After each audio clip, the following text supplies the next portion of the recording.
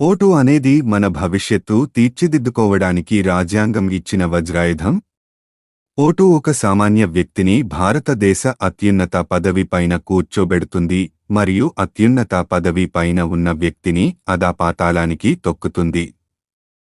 మరి మనం అలాంటి ఓటును 500 లేక 1000 రూపాయలకు అమ్ముకుంటున్నాము.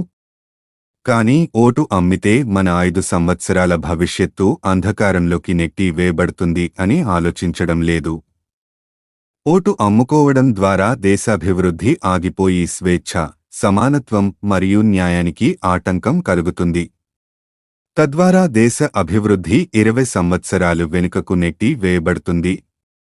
కాబట్టి ప్రతి ఒక్క ఓటరు ఓటు వేసే ముందు తన భవిష్యత్తు, పిల్లల భవిష్యత్తు మరియు దేశాభివృద్ధి గుర్తుచేసుకుని పూర్తి స్వేచ్ఛతో ఎలాంటి ప్రలోభాలకు లోనుగాకుండా ఓటు వేయాలి. ఓటు వేసే రోజున సొంత ఊరికి వెళ్లి వేయాలని, ఎండలు బాగా ఉన్నాయని లేక ఒక్కరోజు సెలవు దొరికిందని చిన్న చిన్న సాకుల వల్ల ఓటు వేయడం మానేయకూడదు. అందరూ మన రాజ్యాంగం ఇచ్చిన ఓటు హక్కు సద్వినియోగం చేసుకుని తద్వారా మంచి నాయకుణ్ణి ఎన్నుకుని ప్రపంచంలో మొత్తం మన దేశం వైపు చూసేలా చేయాలి అని ఆశిస్తూ జై హింద్, జై భారత్.